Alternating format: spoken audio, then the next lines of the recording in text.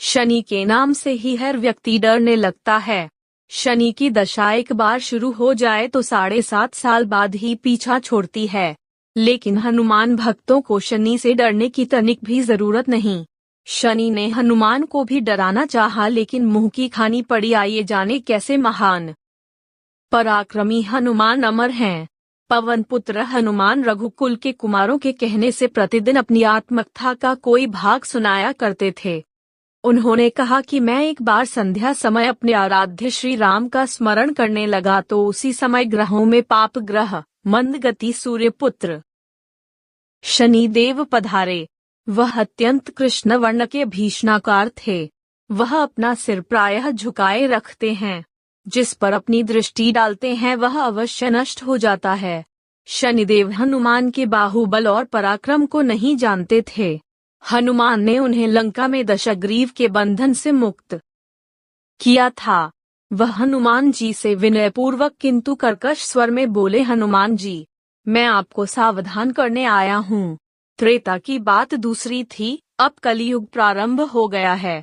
भगवान वासुदेव ने जिस क्षण अपनी अवतार लीला का समापन किया, उसी क्षण से पृथ्वी पर कली का प्रभुत्व हो गया।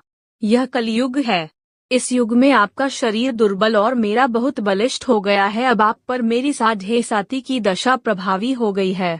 मैं आपके शरीर पर आ रहा हूँ। शनिदेव को इस बात का तनिक भी ज्ञान नहीं था कि रघुनाथ के चरणाश्रितों पर काल का प्रभाव नहीं होता।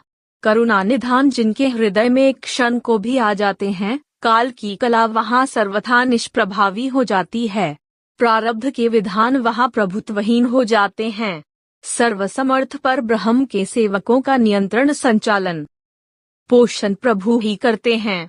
उनके सेवकों की ओर दृष्टि उठाने का साहस कोई सुर असुर करे तो स्वयं अनिष्ट भाजन होता है। शनिदेव के अग्रज यमराज भी प्रभु के भक्त की ओर देखने का साहस नहीं कर पाते। हनुमान जी ने शनिदेव को समझाने का प्रयत्न किया, आप कहीं अन्यत्र जाएं। ग्रहों का प्रभाव पृथ्वी के मरणशील प्राणियों पर ही पड़ता है। मुझे अपने आराध्य का स्मरण करने दें। मेरे शरीर में श्री रघुनाथ जी के अतिरिक्त दूसरे किसी को स्थान नहीं मिल सकता। लेकिन शनिदेव को इससे संतोष नहीं मिला। वह बोले, मैं सृष्टिकर्ता के विधान से विवश हूँ। आप पृथ्वी पर रहते हैं, अतः आप मेरे प्रभुत्व क्षेत्र से बाहर नहीं हैं। पूरे 22.5 वर्ष व्यतीत होने पर 7.5 वर्ष के अंतर से 2.5 वर्ष के लिए मेरा प्रभाव प्राणी पर पड़ता है, किंतु यह गौण प्रभाव है आप पर। मेरी 7.5 आज इसी समय से प्रभावी हो रही हो। मैं आपके शरीर पर आ रहा हूँ, इसे आप टाल नहीं सकते। फिर हनुमान जी कहते हैं, जब आपको आना ही है तो आइए, अच्छा होता कि आप मुझ वृद्ध को छोड़ ही देते। फिर शनिदेव कहते हैं, कलियुग में पृथ्वी पर देवता या उपदेव ता किसी को नहीं रहना चाहिए। सबको अपना आवास सूक्ष्म लोकों में रखना चाहिए। जो पृथ्वी पर रहेगा वह कलियुग के प्रभाव में रहेगा और उसे मेरी पीड़ा भोगनी पड़ेगी। और ग्रहों में मुझे अपने अग्रज यम का कार्य मिला है। मैं मुख्य मारक ग्रह हूँ और मृत्यु के सबसे निकट वृद्ध होते हैं, अतः मैं वृद्धों को कैसे छोड़ सकता हूँ। हनुमान जी पूछते हैं, आप मेरे शरीर पर कहाँ बैठने आ रहे हैं। शनिदेव गर्व से कहते हैं, प्राणी के सिर पर। मैं 2.5 वर्ष प्राणी के सिर पर रहकर उसकी बुद्धि विचलित बनाए रखता हूँ। मध्य के 2.5 वर्ष उसके उदर में स्थित रहकर उसके शरीर को अस्वस्थ बनाता हूँ। वह अंतिम 2.5 वर्ष पैरों में रहकर उसे भटकाता हूँ। फिर शनिदेव हनुमान जी के मस्तक पर आ बैठे तो हनुमान जी के सिर पर खाज हुई।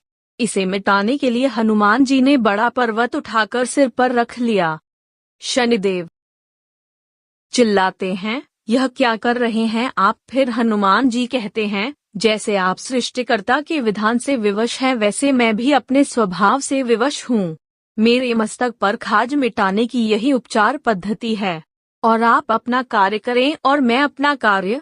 ऐसा कहते ही हनुमान जी ने दूसरा पर्वत उठाकर सिर पर रख लिया। इस पर शनिदेव कहते हैं, आप इन्हें उतारिए, मैं संधि करने को तैयार हूँ। उनके इतना कहते ही हनुमान जी ने तीसरा पर्वत उठाकर सिर पर रख लिया तो शनिदेव चिल्लाकर कहते हैं, मैं अब आपके समीप नहीं आऊंगा। फिर भी हनुमान जी नहीं माने और चौथा पर्वत उठाकर सिर पर रख लिया। शनिदेव फिर चिल्लाते हैं, पवन कुमार, त्राहि माम ताहि माम, रामदूत, आंजनेयाय नमः। मैं उसको भी पीड़ित नहीं करूंगा जो आपका स्मरण करेगा। मुझे उतर जाने का अवसर दें। हनुमान जी कहते हैं, बहुत शीघ्र। तकी, अभी तो 5वां पर्वत शिखर बाकी है। और इतने में ही शनि मेरे पैरों में गिर गए और कहा, मैं सदैव आपको दिए वचनों को स्मरण रखूंगा। आघात के उपचार के लिए शनिदेव तेल मांगने लगे। हनुमान जी तेल कहाँ देने वाले थे? वही शनिदेव आज भी तेल दान से